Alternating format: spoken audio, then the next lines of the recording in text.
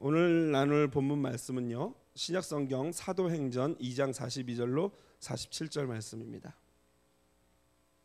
신약성경 사도행전 2장 42절로 47절 말씀입니다. 신약성경 190페이지에 있습니다. 제가 한 절 여러분 한 절 같이 교독하겠습니다. 저희가 사도의 가르침을 받아 서로 교제하며 떡을 떼며 기도하기를 전혀 힘쓰니라.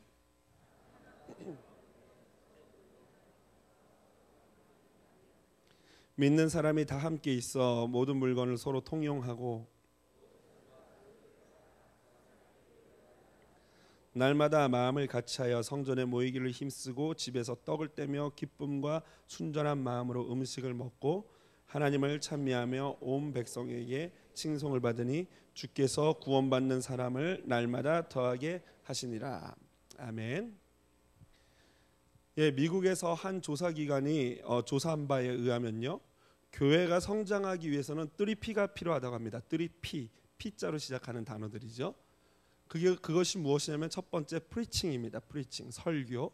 두 번째가 파킹랏, 세 번째가 플레이스라고 합니다. 한마디로 사람이 교회를 정할 때 보는 순서가 가장 먼저 말씀, 프리칭을 본다는 거죠. 예배 이런 걸 본다는 거죠.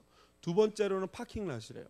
그러니까 좀 편의시설, 주차를 잘할 수 있나 그런 것들을 본다는 거죠. 그리고 마지막 세 번째가 교회가 어디 위치해 있고 건물이 잘 있는지 예배당은 좋은지 이런 기타 것들을 본다는 것입니다.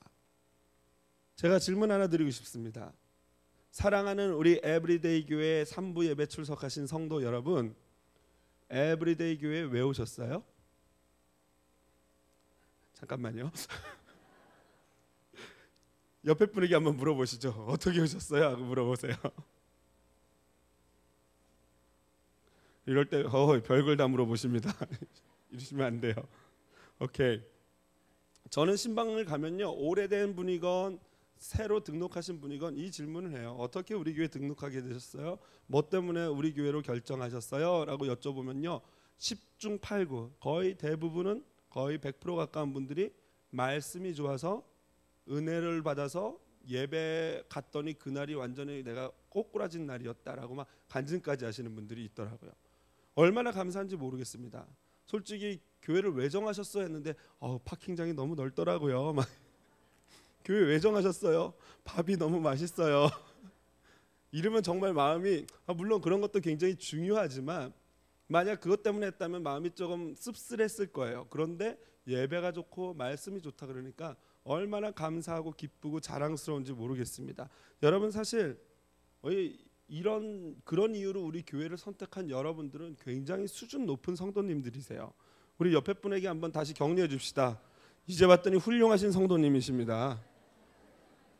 이럴 때 또 교만하신 분은요, 제가 좀 그래요 막 이러시다가 겸손한 분은 별 말씀을요 이렇게 하시는데, 예.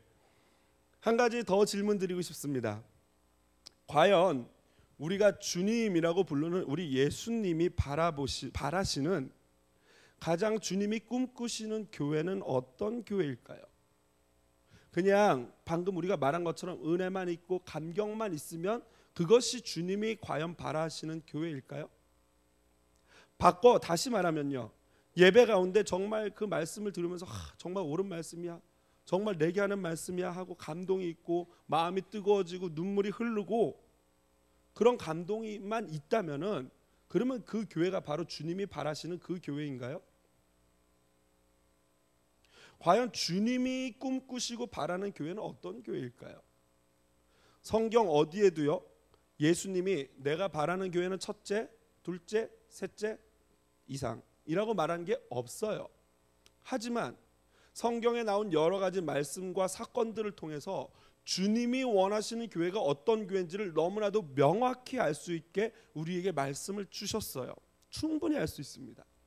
그러한 것들 중에 하나가 바로 오늘 택한 본문이에요. 주님이 원하시는 교회가 과연 어떤 교회일까? 주님이 꿈꾸시는 교회는 어떤 교회일까? 그리고 우리가 꿈꿔야 될 교회는 과연 어떤 교회일까요? 오늘 그것을 한 두 가지 정도로, 크게 두 가지 정도를 가지고 제가 여러분들과 나누기를 원합니다. 먼저는요, 주님이 바라시는 교회는요, 교역자 중심이지 않은 교회예요. 교역자 의존적이지 않은 교회예요. 여러분, 교회 목사나 전도사님을 통틀어서 보통 교역자라고 얘기합니다. 그러면 교역자와 반대되는 말은 뭘까요? 단어는? 그렇죠. 벌써 아시네. 다 피피피 하면서 나오는데 평신도 맞죠? 그런데 애석하게도 성경에 평신도라는 단어가 나올까요? 안 나올까요? 없습니다. 성경에는 평신도라는 개념 자체가 없어요. 그와 우리가 비슷하게 쓰는 단어가 있다면 헬라어로 라이코스 내지는 라오스라는 단어를 쓰는데요. 이 단어는요, 어떤 특정한, 예를 들면 우리 교역자와 일반 성도를 구별해서 쓰는 그런 단어가 아니에요. 라오스라는 단어는요, 하나님이 택한 백성들 아니면 제자들, 하나님이 택한 특별한 그 공동체 전체를 지칭할 때 라오스라는 단어를 쓴다는 것이죠. 한마디로 거기에는 목사, 장로, 권사, 집사, 평신도라고 우리가 말하는 사람들 다 합쳐진 모든 사람들을 평신도, 예를 들면 그 단어가 아닌 라오스 성도라고 말한다는 거예요. 그러므로 여러분, 우리 한국 교회에 있어서 가장 시급하게 바뀌어야 될 문화 중에 하나는 뭐냐면요, 바로 교역자와 평신도라는 이분법적인 사고예요. 양극으로 갈라놓는 사고. 여러분, 이런 이 이분법적인 사고가 과연 어디에서부터 시작됐을까요? 성경은 절대 그러한 얘기를 하지 않고 있거든요. 오히려 성경은 다 한 몸 된 지체라는 얘기를 하고 있는데 과연 이게 언제부터 이런 일들이 시작됐을까요? 저는 두 가지로 봅니다. 첫 번째로는요, 구약의 제사제도와 제사장의 문제였어요. 무슨 말이냐면요, 구약의 제사제도를 지금 신약의 시대에도 고스란히 가져와서 예배는 하나님께 제사 드리는 것이고 제사장은 오늘날 누구예요? 저 같은 목사가 제사장이다 그러는 거죠. 그런데 이것이 얼마나 잘못된 생각인지 모르겠어요. 왜냐하면요, 이미 구약의 제사와 제사장 제도는요 이미 패한 제도예요. 왜요? 예전에는 구약 시대에는 그 짐승을 잡아서 제사를 드림으로 죄사함을 받고 하나님께 예배를 했는데요, 신약 시대에 와서 예수님께서 하나님의 어린 양이 되셔서 우리의 모든 죄를 지시고 영단번의 제사, 다시 말해서 영원토록 딱 한 번에 모든 것을 끝낼 수 있는 제사를 드린 게 바로 십자가 사건이라는 거예요. 그러므로 십자가 사건을 믿고 그것만 의지하면은 더 이상 그 제도나 이런 것들이 필요가 없게 된 것이죠. 그런데 오늘날 우리들은 끊임없이 그것들을 마치 오늘날 목사가 제사장인 양 예배가 제사인 것처럼 자꾸만 오해하고 있어요. 여러분, 구약에서 기름 부음 받는 직분이 세 직분이 있었습니다. 첫 번째는 왕이고요, 선지자고요, 그 다음이 제사장이었어요.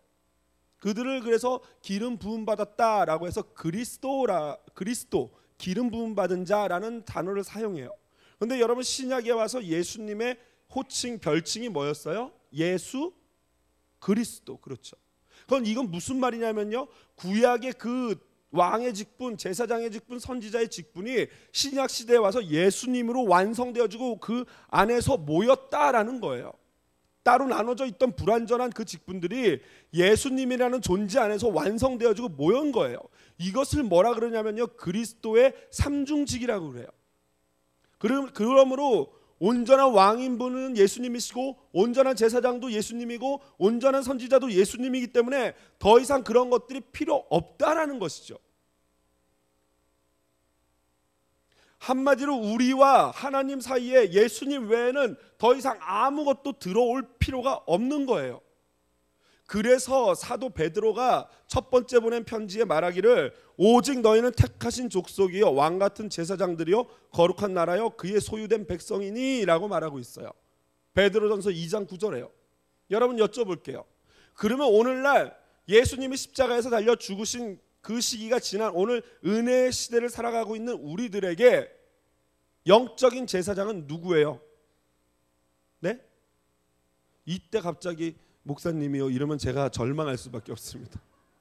실컷 설명했잖아요. 영적인 제사장은 누구라고 지금 성경이 말하고 있어요? 오직 너희가 누구예요? 바로 저와 여러분들이에요. 사도 베드로가 말하기를 예수 그리스도를 믿기만 하면 예수 그리스도의 자녀가 된 성도들은 오직 너희는 왕같은 제사장들이다 라고 말하는 거예요. 그러므로 오늘날 영적인 제사장이 누구라는 거예요? 저와 여러분이라는 거예요. 믿으십니까? 별로 확신이 없으세요. 다시 믿으십니까? 믿으셔야 돼요. 두 번째로 이러한 잘못된 사고들이 우리 가운데 자리 잡은 이유는요, 바로 캐톨릭의 계급 제도예요. 캐톨릭은요, 소위 성도, 일반 평신도들은요 성경을 읽을 수가 없었어요. 일단 지금처럼 성경이 없었고, 두 번째로는 성경이 있어도 그들이 라틴어로 기록해놨단 말이죠. 그러니까 평신도들은 라틴어를 못 읽잖아요.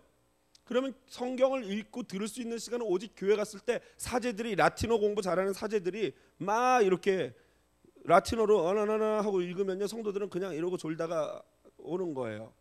여러분, 제가 오늘 막 성령이 충만해서 헬라어로 성경을 설교를 한다고 해보세요. 아무도 못해요. 걱정 마세요. 아무도 못 알아들을 거예요. 아무도 못 알아듣죠. 소용이 없는 거죠. 그런데 이 가톨릭은요, 거기다가 계급이 너무나도 뚜렷했어요. 교황, 추기경, 대주교, 주교, 사제, 그리고 맨 밑이 뭐예요? 평신도였어요. 계급이 있었어요. 거기는 아예 계급이 있었어요.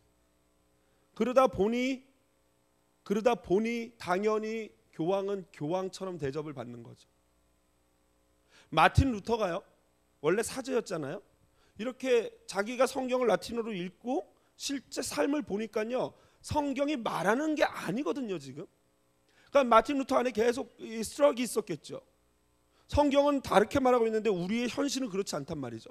그래서 그 사제들이 회개 기도하려면요, 계단을 무릎으로 이렇게 기어 올라가면서 회개 기도를 해야 됐어요. 여기서 이렇게 기어 올라가면서 하는데 그 계단이 좀 많아요. 그러니까 이제 마틴 루터가 그걸 기어 올라가면서 기도를 하다가 아무리 내가 생각해도 읽었던 성경은 이런 얘기를 하지 않거든요. 그래서 에이 하고 일어나가지고요, 95개조 반박문을 확 성당에다 걸 게 바로 종교개혁의 시작이 된 거예요. 그런데 여러분, 애석하게도 이러한 잘못된 전통의 잔재들이 오늘날 우리 교회에도 여전히 남아있다는 거예요. 뭐 여러 모양으로 존재하겠지만 간단히 제가 그냥 예만 들면요, 그것은 무엇이냐면요, 교역자의 기도는 특별하고 나의 기도는 영역이 좀 떨어진다라는 생각이에요. 맞습니까? 아멘 하시지 마세요. 아니에요. 여러분, 속된 말로 하면 한마디로 영빨이 뭐 이러잖아요. 우리 권사님 영빨이 뭐 이러고. 여러분, 영빨 영성이 뭡니까? 뭐 금식기도 하고 막 밤새 철야하고 와가지고 목소리 신수를 할렐루야 이러면 뭐 영성 있는 거예요? 아니에요. 영성이라는 건 뭐냐면요, 하나님과의 관계성을 말하는 거예요. 그러니까 직분이 목사라고 하고 전도사라고 하고 장로님이라고 권사님이라고 한다고 해서 그분들이 영성이 있는 게 아니고, 아무리 직분이 없어도 하나님과 깊은 교제 기도를 하고 말씀을 읽고 하나님과 동행하는 그 느낌을 늘 갖고 있다면은 그분이야말로 영성이 있는 사람이라는 거예요. 믿으시기를 바랍니다. 그런데 저에게 우리 청년부들 중에 사고가 좀 차 사고가 자주 나는 친구가 있어요. 우리 자매 중에 하나가 있는데, 그 친구가 막 저랑 상담을 하면서 목사님 왜 이렇게 사고가 자주 나는지 모르겠어요. 막 그러더니 막 분석을 하는 거예요. 그러더니 이거 같대요. 뭐냐 그랬더니, 제가 작년에 차를 사고 전임 사역자한테 기도를 받았는데 유효기간이 다 된 것 같다는 거예요. 1년이 지났대요. 그리고 더군다나 그분이 전도사였기 때문에 조금 약했대요. 그러면서 저보고 기도를 해달라는 거예요.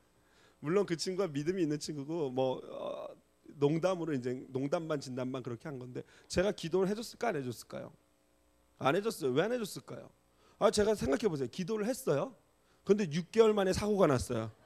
저 목회 못합니다. 전도사보다도 영성이 없고 뭐 목사님 인슈런스가 안 되겠네요. 이렇게 되면 힘들어지는 거잖아요. 여러분, 교회 이런 것들이 많이 있어요. 혹시 우리 어르신들 중에 차 앞에다가 성경책 확 꽂아놓고 다니는 분 계세요? 이거는 영적인 에어백이야 하면서 막 절대 아무 차가 부딪히지 못할지어다 하고 성경에 먼지는 확 쌓이고 한 번도 안 보고. 여러분, 그런다고 사고 안 나는 게 아니에요. 여러분, 사고가 왜 나죠? 사고가 왜 납니까? 운전을 지저분하게 하니까 나는 거 아니에요. 막 하고 막 세게 달리고 막 이거 램프도 안 켜고 막 끼어들고 하니까 사고 나는 거잖아요. 맞아요, 안 맞아요? 맞아요. 운전 제대로 하면 사고 잘 안 나요. 그런데 운전 제대로 해도 사고 나요, 안 나요? 나요. 그럼 왜 날까요, 그거는? 그건 저도 몰라요. 그건 몰라요. 하나님의 무슨 뜻이 있으시겠죠. 그거는 그분만이 아셔요. 하나님과 그분의 관계 가운데 그분이 기도하시면서 이것 때문이구나 알 수 있어요. 그런데 꼭 이런 분들 계세요. 집사님 나 어제 사고 나가지고 허리 아파. 그러면 11조 안 했구나. 꼭 이러는 분들이 계세요. 여러분 11조를 안 하건 감사헌금을 안 하건 그건 그분과 하나님의 신앙관에서 그분이 판단할 문제지 남이 정죄할 문제가 아니라는 것이죠. 그거는 하나님과 그분의 관계에서 그분만이 깨우쳐야 되는 거예요. 물론 하나님 때로는 그렇게도 하셔요. 실제로 11조 해야 되는데 안 그러면 그런 어려움을 주셔서 깨닫게도 하셔요. 그러나 무조건 다른 사람들이 그걸 하나님이 그런 분으로 몰아가면 우리 하나님이 굉장히 째째한 하나님이 되시는 거죠. 우리 하나님은 그런 분이 아니십니다. 두 번째로요, 이러한 잘못된 어떤 이 풍토가 있는 것 중에 하나는 뭐냐면요, 이런 말씀들 하시는 거예요. 우리는 평신도고요, 목사님은 사역자시니까 이 일은 목사님이 하시는 게 맞아요, 이러는 거죠. 어떻게 보면 굉장히 겸손한 듯한 발언이에요. 그러나 그걸 살짝 바꿔 말하면요, 이런 말이죠. 우리는 돈 내고 교회 다니고 목사님은 돈 받고 교회 다니니까 목사님 하세요, 이거예요. 자기는 돈 내고 다니고, 여러분 저도 돈 내거든요. 저도 헌금해요. 똑같이 해요. 여러분처럼 똑같이 합니다. 돈 내고 다녀요. 사역자들 그렇게 보지 마세요. 대부분 성도님들이 사실은 이렇게 생각 안 하세요. 대부분 성도님들은 어떻게든지 교육자 좀 더 이렇게 잘 해드리고 싶고 대우해드리고 싶은 이런 귀한 마음들이 있으신데, 몇몇 분 간혹 이렇게 오해하시는 분들이 계세요. 이게 너무나 중요한 문제이기 때문에 이거를 반드시 제가 좀 말씀을 드려야 될 것 같아요. 사실 교역자들 입장에서는요, 그렇게 생각하는 게 맞아요. 이 돈을 내가 받은 이 사례금 하나님이 주셨지만 성도님들이 얼마나 열심히 일해서 번 돈인데, 피땀 흘려 눈물 흘려 번 돈인데 내가 이걸 어떻게 막 쓰겠냐라고 생각하는 게 맞는 거예요. 그래서 사실 제가 어제 운동화를 하나 사러 갔어요. 운동화를 사러 갔는데 딱 갔더니 보니까 마음에 드는, 너무 때깔도 좋고 디자인도 좋고 막 그냥 깃털 같은 들어도 든 것 같지 않은 가벼운 운동화가 있는데 가격이 100불이에요. 120불 막 이래요. 사이즈도 있어요. 근데 그래서 제가 이제 좀 이건 너무 세다 하고 이제 가서 낮은 데 딱 가서 봤더니 정말 좀 싼 것 중에 마음에 들고 가격도 맞는 게 있는데 사이즈가 다 빠졌어요. 막 있는 거 13, 14, 배예요, 배. 들어가서 타도 될 정도로 큰 신발들. 그래서 제가 어떻게 할게요? 클리어런스 가봤더니 클리어런스에는 있어요. 그런데 가격은 너무 딱 좋은데 디자인이 아니고 완전히 이거는 무슨 군화 같은 신발. 그래서 제가 고민했죠. 이거 어떻게 해야 되냐. 저 사실 괜찮은 사람이라 돈 있어요. 그까지 120불 주고 살 수 있다고요. 능력 돼요. 그 정도 되거든요. 우리 교회가 어떤 교회인데 돼요. 괜찮은 사람이 된다고요. 그런데 도저히 못 사겠는 거예요. 양심에 찔리는데 어떻게 해요? 도저히 120불을 주고 정말 마음은 사고 싶은데 살 수가 없는 거예요. 저는 그래서요, 솔직히 제 옷이나 뭐 신발 사서 한 번에 가가지고 산 적이 한 번도 없어요. 계속 갔다가 만지작거리다 이거 디자인은 좋은데 가격이 안 맞고, 가격은 맞으면 디자인은 완전 꽝이고, 그래서 맨날 클리어런스 뒤지고 다니다가 기본적으로 한 세 번 정도 간 다음에 하나 겨우 클리어런스에서 이렇게 주워오는 것 같아요. 여러분, 우리 교육자들은 정말 이렇게 살고 이렇게 써요. 자, 그러면 질문 하나 드릴게요. 그렇다면은 여러분들은 어떻게 쓰셔야 될까요? 나 연봉이 10만 불이니까 질러 하고 막 100불 신발 막 이렇게 사실 수 있죠. 그런데 여러분, 그 생각 중에 잘못된 게 뭐냐면은 교역자들이 받는 돈은 우리가 내는 헌금이니까 이렇게 하고 나는 내가 번 돈이니까 마음대로 써도 된다. 이게 얼마나 잘못된 허구인지 제가 밝혀드릴게요. 보세요. 여러분이 돈 벌 수 있는 지혜 누가 주셨어요? 내가 혹시 돈 주고 사신 분 계세요? 내가 돈 벌 수 있는 건강 어디서 났나요? 내가 돈 벌 수 있는 능력은 어디로부터 비롯된 거예요? 여러분, 정말 여러분이 매달 벌어오는 그 월급이 내가 잘나서 내 능력 때문에 버는 돈이라고 생각하시나요? 절대 아닙니다. 천만에요. 교역자의 모든 사례금이 하나님으로부터 오듯이요, 여러분이 벌고 있는 그 월급 돈들도요, 누구로부터 와요? 하나님으로부터 오는 거예요. 그러니 그 돈을 가지고 내 맘대로 해서는 되겠어요, 안 되겠어요? 어디 돈뿐인가요? 여러분 자녀 생각해 보세요. 여러분이 능력껏 난 거예요? 아니요, 저는 애가 넷인데요, 아무리 생각해봐도 얘네들을 낳기를 위해서 내가 한 게 별로 없는 거예요. 어디서 나타났는지 4명이 이렇게 쭈루루 있고요, almost 5예요 이제. 오 마이 굿니스. 그런데 얘네들 보면요, 정말 신기해요. 어느 한 부분도 내 닮은 건 되게 닮았는데 어느 한 부분도 내 거라고 주장할 수가 없어요. 객체예요. 완전히 독립된 존재예요. 하나님이 보내주신 거죠. 여러분의 생명이 여러분의 거예요. 여러분의 집은 어때요? 차는요? 내가 누리는 모든 것이 여러분 내 거라고 착각하지만 사실은 누구 거예요? 하나님 것이라는 거예요. 그러므로 여러분, 하나님이 여러분에게 주신 걸 가지고 뭘 해야 되겠습니까? 하나님이 물론 여러분들이 누리고 기뻐하고 즐거워하고 가족끼리 알콩달콩하는 거 좋아하세요. 그러나 그러고도 남는 잉여분이 있다면, 남는 것이 있다면 여러분, 하나님이 뭘 원하시겠냐고요.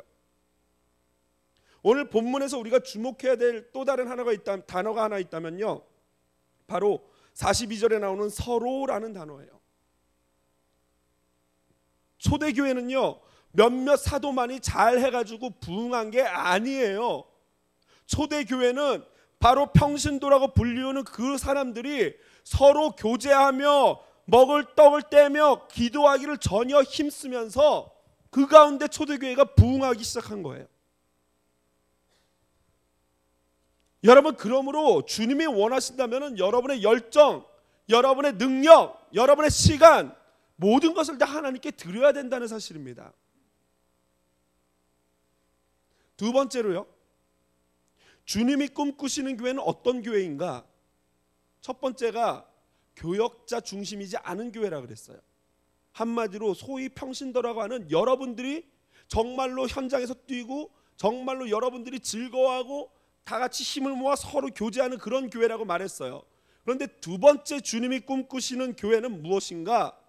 그것은 바로요, 교역자 중심의 교회예요. 지금 무슨 소리 하나 하시죠? 좀 전에 바로 교역자 중심이지 않은 교회를 얘기했다가 지금 바로 다시 교역자 중심의 교회를 얘기하고 있어요. 여러분, 오늘 42절을 그것을 알아보기 위해서 42절을 읽어봐야 돼요. 같이 한번 읽어볼까요? 42절입니다. 한 목소리로 읽습니다. 시작.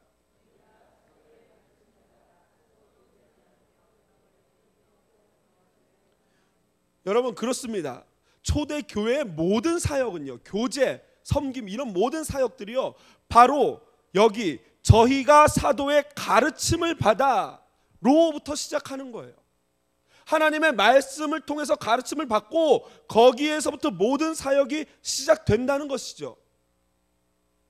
여러분, 간혹 가다가 우리 목회자들한테 무슨 어떤 클래스를 와서 꼭 강의를 좀 들어보라고, 목사님도 공부해야 된다고 막 이러시는 분들이 계세요. 그래서 너무 감사하고 우리 목회자들을 사랑하는 마음, 같이 교제하고 싶어하는 마음 너무너무 감사한데 이해는 되는데요, 좀 이제 이 교역자의 전문성을 좀 인정해 주셨으면 좋겠어요. 제가 신학 4년 공부하고 3년 대학원 공부하고 다 우리 목사님들, 교육자들이 그런 분들이거든요. 물론 이해는 돼요.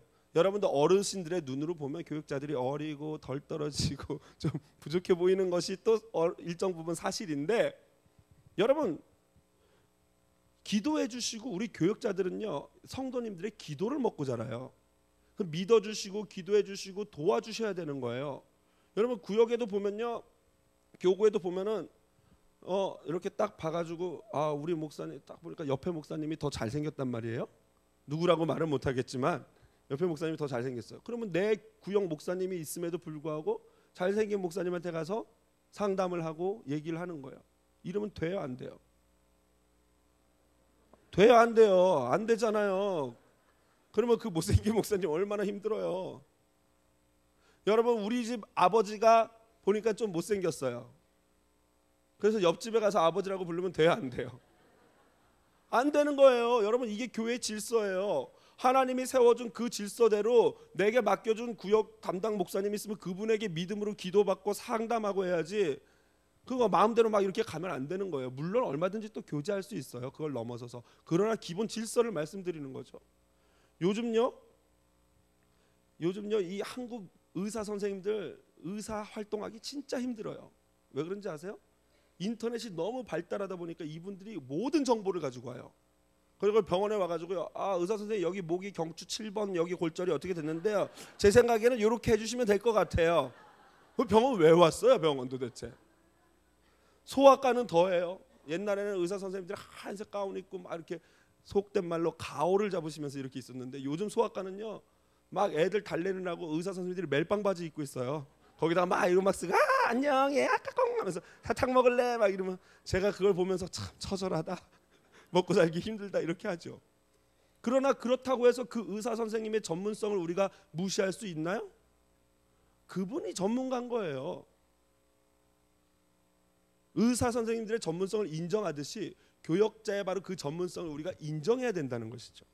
오늘 본문에 보면요, 성도들의 진정한 교제의 모습이 나와요. 보니까 44절 45절에 보면요, 유무상통이에요. 네게 없고 내게 없고 서로 있는 사람이 많이 내놓고 없는 사람이 그것을 같이 나누고 공유할 수 있는 그런 정말로 살아있는 교제를 나누는 교회였단 말이죠. 이렇게 가야 돼요. 그런데 중요한 것은요, 이것이 교회의 본질일 수는 없다는 거예요. 교회의 본질은요, 이렇게 교제 나누고 이러는 것이 아니라 바로 예배하고 그 예배를 통해서 말씀을 배우고 말씀을 통해서 예수 그리스도의 제자가 되는 것입니다. 그리고 나머지 나타나는 이러한 교제들은요, 예수 그리스도의 온전한 제자가 됐을 때 자연스럽게 나오는 열매들이에요.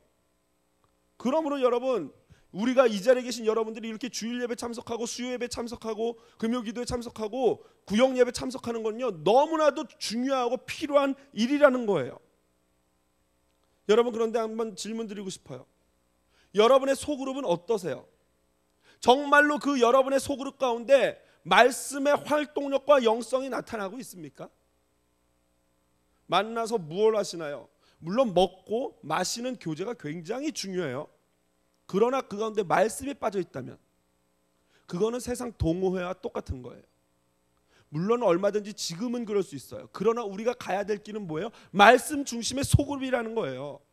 여러분, 소그룹에 만나서 무슨 대화 나누십니까? 무슨 얘기하십니까? 남자들은 막 만나면 뭐 사업 얘기하고 막 정치 얘기하다가 어느 날 갑자기 군대로 갔다가 심지어는 군대에서 축구하고 족구한 얘기까지 하시고, 그러면 이제 그 대화 끝난 거죠. 여자분들은 어때요? 막 처음에는 뭐 자녀 얘기하고 남편 흉보고 하다가 무슨 쇼핑센터 얘기하고 미시 US 얘기하다가 드라마 얘기하면 이제 끝난 거예요. 그죠? 여러분, 우리 소그룹이 이래야 되는 게 아니라는 거죠. 하나님이 원하시는 소그룹이 뭐겠습니까? 여러분, 이 교회에서 상처받는 거는요, 말씀 가지고 서로 나누다가 상처 안 받아요. 언제 상처받아요? 소위 농담 따먹기 하다 상처받아요. 처음에 분위기 좋아가지고 막 먹고 노세 하다가 막 서로 농담하고 막 친해지니까 격이 좀 없어지면서 막 찌르잖아요. 서로 웃기려고 막 찌르고 하다가 보니까 어느 날 갑자기 어느 단어가 하나 나에게 딱 꽂히는 거예요. 그러면서 이제 갈고리가 돼가지고 이놈이 나를 이렇게 생각한단 말이지 이러면서, 이게 공동체예요. 왜 그런지 아십니까? 진정한 교제라는 것은요, 하나님 말씀의 토대가 없는 진정한 교제는요, 있을 수가 없어요. 왜냐하면 말씀만이 모든 거의 근거가 되기 때문이에요. 여러분, 이민생활 힘들고 외롭지 않습니까? 솔직히 이런 힘들고 외로운 이 이민생활 가운데 누구 한 명이라도 내 얘기 들어주고 내가 진심을 고백하고 서로 격려하고 기도할 수 있다면은 그거만큼 소중한 관계가 어디 있겠냐고요. 그런데 왜 안 됩니까? 이게 이 일이 왜 안 될까요? 저는 딱 세 가지로 그걸 봐요. 먼저는요, 이런 먹고 마시고 노세의 이 분위기에서는요, 진지한 대화가 될 수가 없어요. 그렇잖아요? 실컷 나시고 막 깎고 웃는데 사실은 내가 말이야, 이거 완전 분위기 깨는 거잖아요. 말을 할 수가 없죠. 두 번째로는요, 자존심 때문이에요. 왜냐하면 내가 힘들고 아픈 얘기를 하면 내 자존심이 상하는 거죠. 그런데 여러분, 그거는요, 말씀 안에 내가 진실한 교제가 뭔지를 모르기 때문에 그러는 거예요. 내 자존심이 중요한 게 아니고 말씀 안에서 내 있는 모습, 연약한 모습을 그대로 나타냈을 때 성도들이 같이 그걸 기도 제목으로 받고 눈물로 기도해 주는 것, 이것이 진정한 교제라는 거예요. 그런데 어떤 사람이 진짜 정말 용기를 내서 그래, 말씀이 먼저니까 진정한 교제를 나누고 내가 말씀에 근거해서 진실한 나의 기도 제목을 나누자 하고 기도 제목을 나눴어요. 그리고 다음날 교회 왔더니 어떤 일이 벌어져요? 집사님 뭐 그런 일이 있었다며. 힘내. 다 크게 쓰시려고 그래. 안녕 이러고 가시는 거예요. 누가 크게 써달라 그랬어요? 또 어떤 분은 뭐 그럴 수도 있지 뭐 힘들겠다 하고 가는 거예요. 여러분 왜 우리가 이 나눔이 안 되냐면요, 나눴다가는 큰일 나니까요. 여러분 제발 구역이나 소그룹에서 같이 진지하게 나눈 제목이 있다면요, 멈추세요. 거기서 입을 다무세요. 여러분 부탁드리는데 그런 얘기들은요, 남의 얘기들은요, 눈 감을 때만 입을 열어야 돼요. 무슨 말이에요? 눈 감고 기도할 때만 하나님께 입을 열고 기도하라는 거예요. 또 다른 하나는 눈 감고 돌아가실 때 하나님한테 갈 때 말하면 돼요. 괜찮아요. 이렇게 말씀드리면 어떤 분은 뭐라 그러시지 아세요? 목사님이 눈 감으면 얘기해도 된다 그랬지. 여보 일로 와봐. 그 김 집사가 듣고 있어? 막 이러는 분들 완전 진상이에요. 이런 분들은 이러지 마세요. 입술에 재갈을 물리시길 바랍니다. 가능하면요 여러분, 정말 말씀 안에서 더욱 진지하게 여러분의 삶을 나눌 수 있도록 여러분이 노력하셔야 돼요. 그리고 두 번째로 말씀 안에서 진실하게 나의 모습 있는 모습 그대로 내가 어떻게 미국에 왔게 됐고 어떻게 부끄러운 일이 있었고 어떤 일이 있었는지를 같이 공유하면서 눈물로 기도할 수만 있다면은, 그리고 이게 전제될 때 우리의 입술에 재갈이 물려져서 함부로 우리가 나눈 기도의 제목들을 남한테 말하지 않고 남의 뒷말하지 않을 때, 그때 진정한 하나님의 교제가 일어날 줄로 믿습니다. 말씀을 마무리하겠습니다. 여러분 등산을 하다가 길을 잃으면요 어디로 가야 됩니까? 산 위로 다시 올라가라 그래요. 왜요? 기본으로 돌아가고 처음으로 돌아가라는 말이겠죠. 여러분 하나님이 주님이 꿈꾸시는 교회가 어떤 교회라고요? 말씀이 살아있고 사역자들을 통해서 그 말씀이 가르침이 있고 그리고 성도들의 뜨거운 교제가 있어서 그것들을 보고 세상 사람들이 자연스럽게 교회로 들어오고 우리를 칭송하게 하는, 이것이 바로 주님이 원하시는 교회인 줄로 믿습니다. 여러분은 과연 무슨 교회를 꿈꾸며 이 자리에 계십니까? 그냥 나의 필요를 채워주고 누군가가 나의 간지러운 것을 긁어주기를 바라면서 이 교회에 머물고 계십니까? 여러분 예수님이요 우리 교역자들만 하나님의 제자, 예수님의 제자로 부르시지 않았어요. 모든 주의 자녀를 예수 그리스도의 제자로 부르신 줄로 믿습니다. 제자란 어떤 사람입니까? 때로는 주님이 원하신다면은 자신의 목숨까지도 주님께 드려야 되는 게 제자예요. 여러분 적어도 내가 예수 그리스도를 구주로 고백하고 예수 그리스도를 믿기로 작정한 순간부터는요, 여러분이 좋든 싫든 여러분은 제자의 길로 들어선 거예요. 여러분 질문 하나 또 드릴게요. 우리 교회의 목회 철학이 뭔지 아십니까? 뭐예요? 우리 목사님의 목회 철학은 머슴이에요. 종이라는 거예요. 노예라는 거예요. 그런데 간혹 착각하시는 분이 계신데 그 종이 성도의 종이 아니에요. 누구의 종입니까? 그렇죠. 하나님 예수님의 종이라는 거예요. 그런데 예수님의 진실한 종이기 때문에 주님이 원하신다면은 내가 성도들의 종 노릇까지도 할 수 있다라는 거예요. 여러분이 지금 그 교회 말씀 좋다고 등록하시고 성도로 다니시잖아요. 담임 목사님의 철학이 종이에요. 머슴이에요. 그러면 그 교회 모든 성도들의 생활은 어때야 되겠습니까? 머슴의 삶이어야 된다는 거예요. 그 교회 담임 목사님이 머슴이면은 부교육자도 당연히 머슴이어야 되는 거고 그 교회 성도는 말할 것도 없는 거예요. 이것이 뭐냐면요, 바로 제자라는 거예요. 여러분 오늘도 주님이 저와 여러분을 제자로 부르고 계십니다. 어떻게 하실 겁니까? 그동안 우리의 모든 시선은요 나에게 머물러 있었어요.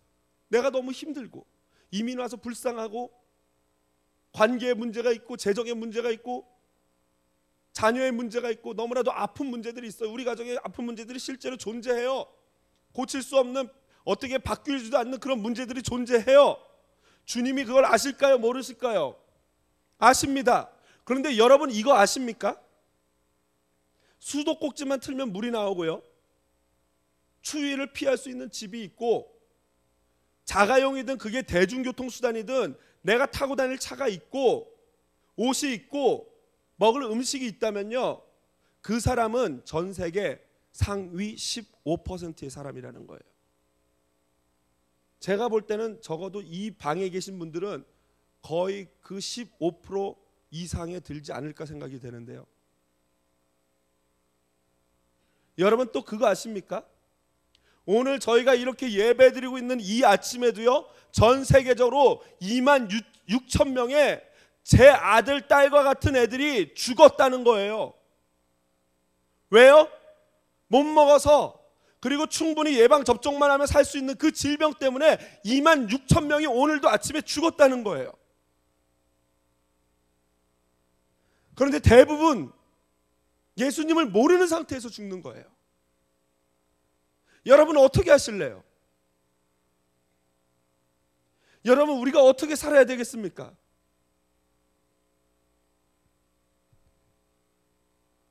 엘라바마주 버밍엄에 있는 브루크힐즈 교회라는 데가 있어요. 레디칼이라는 책을 쓰신 데이빗 플랫 목사님이 목회하는 교회인데요, 그 교회 평신도, 소위 말하는 평신도라고 하는 제프라는 젊은 기업인이요, 간증한 내용이에요. 제가 그냥 그대로 간증한 그 내용을 그대로 읽어드리겠습니다. 개인적으로는 스스로 생각했던 것 이상으로 빠른 승진으로 지금 이 자리에 올랐습니다. 그리고 예상했던 것보다 훨씬 많은 소득세를 내고 있습니다.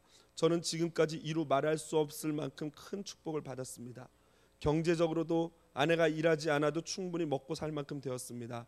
늘 동경하던 곳에 보금자리도 꾸렸고요, 그리고는 큼지막한 승용차를 구입했습니다. 바닷가에 별장도 사들였습니다. 게다가 세계 곳곳을 돌아다니며 멋진 휴가를 보냈습니다. 최고 경영자로서 꼭 해보고 싶었던 비즈니스들도 열정적으로 키워갔습니다. 가끔씩 무언가 텅 빈 구석이 있는 것 같기는 했지만 그것이 정확히 무엇인지는 알 수 없었습니다.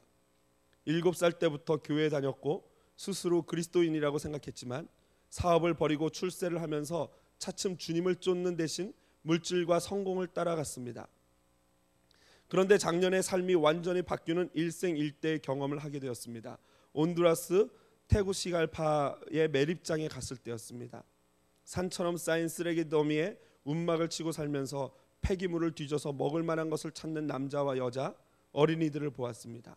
쓰레기 더미 속에서 자식을 키우는 부모들의 비참한 현실을 보며 낮아질 대로 낮아진 마음은 임신 8개월쯤 돼 보이는 여인이 다가와서 먹을 것을 구걸하는 순간 폭삭 무너져 내리고 말았습니다. 그보다 더 참담한 일이 있을까 싶었습니다. 쓰레기 더미에서 아기를 낳을 것이 분명했습니다. 그때 하나님이 물으셨습니다. 내게 준 선물들을 가지고 무엇을 할 작정이냐? 세상을 위해 내 영향력과 리더십, 재산을 어떻게 사용할 셈이냐? 제프라는 이 젊은 기업인은요, 여전히 사업을 열심히 해서 돈을 많이 벌어요. 그러나 그는 다른 교인 2명과 선교단체를 세워서 그 물을 깨끗게 하는 그런 어떤 우물을 설치해주고 전염병 기본적인 예방접종을 해줌으로써 그들을 돕고 있는 거예요. 여러분 여쭤보겠습니다. 오늘 주님은요, 저희에게 이렇게 물어보세요. 제프에게 물었던 그 음성으로 저와 여러분에게 이렇게 물어보십니다. 내게 준 선물들을 가지고 무엇을 할 작정이냐? 세상을 위해 내 영향력과 리더십, 재산을 어떻게 사용할 셈이냐? 여러분 어떻게 살아야 되겠습니까? 저와 여러분이 지금 어떻게 살아야 되겠습니까? 이 질문에 대한 해답은요, 바로 오늘부터 저와 여러분의 삶이 이 하나님의 거룩한 질문에 대한 해답이 될 줄로 믿습니다. 이 시간 우리 이 마음을 담아서 같이 찬양드리기 원합니다. 아까 불렀던 우리를 사용하소서라는 곡인데요, 곡을 잘 모르시거나 그러신 분이 있다면요, 조용히 눈을 감고 깊이 묵상하면서 그냥 같이 함께 기도하는 마음으로 하시면 좋을 것 같아요. 찬양하는 동안에 우리 필리핀을 위한 구호 헌금을 드릴 건데요, 정말 온 마음을 다해서 온 전심을 다해서 찬양했으면 좋겠습니다. 하나님, 내가 여기 있습니다. 나를 사용하여 주시옵소서. 우리 함께 이 믿음을 가지고 하나님 앞에 고백하며 나가도록 하겠습니다. 다 같이 고백하며 찬양합니다. 하나 있네. 주님 다시 오실 그날까지, 주님 다시 오실 그날까지 우리 가슴에 새긴 주의 십자가 사랑, 나의 교회를 사랑케 하네.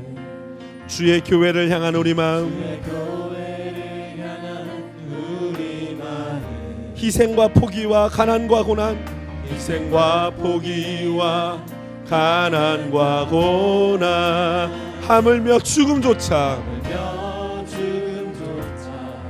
우릴 막을 수 없네. 우리 교회는 이 땅의 희망. 교회를 교회되게, 교회를 교회되게, 예배 예배되게 우릴 사용하소서. 진정한 부흥의 날 오늘 임하도록 우리 다시 한번 고백합니다. 교회를 교회되게, 교회를 교회되게, 예배 예배되게 우리 사용하소서. 우리 사용하소서. 진정한 부흥의 날 오늘 임하도록 우리를 사용하소서. 우리 다 함께 눈을 감고 우리의 손을 들고 고백합시다. 눈을 감은 채로 손을 들고 교회를 교회되 예배 예배되게, 예배되게 주님 우리를 사용하시옵소서. 사용하소. 진정한 부흥의 날 오늘 임하도록 우리를 사용하소서. 우리 다시 한번 고백할 때 교회를 교회되게, 교회를 교회 예배 예배되게 나를 사용하소서. 나를 사용하소.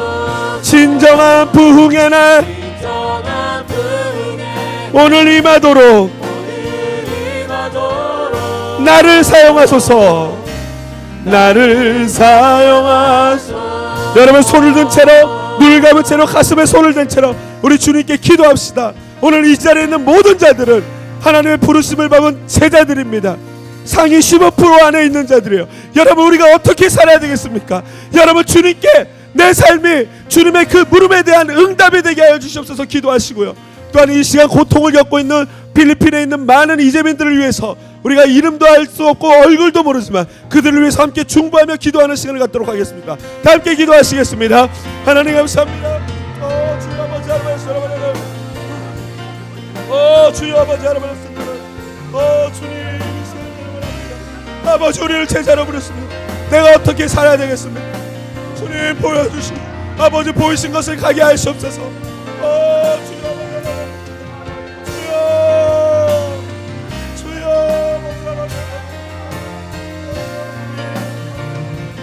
주여 주님 아버지 하나님 주여 아버지 하나님 아버지 필리핀의 형제자매들을 기억하시옵소서.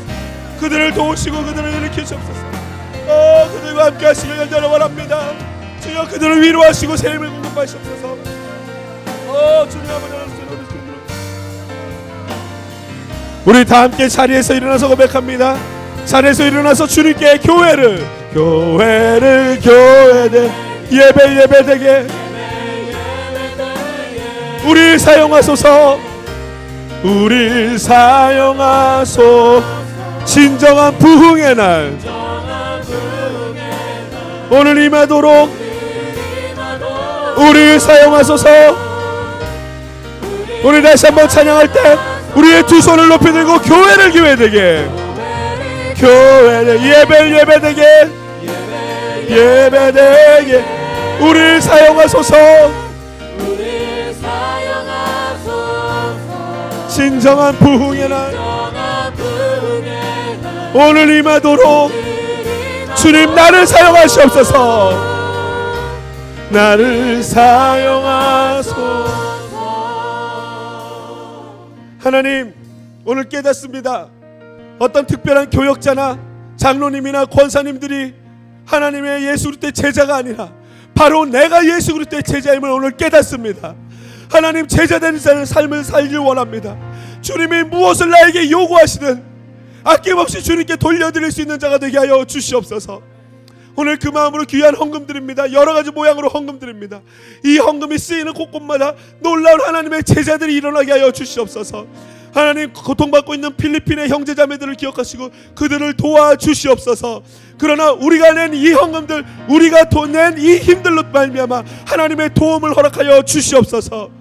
어려움 가운데 있는 우리 형제자매들이 있다면 위로하시고 날마다 새로운 힘을 공급하실 주님을 찬양합니다.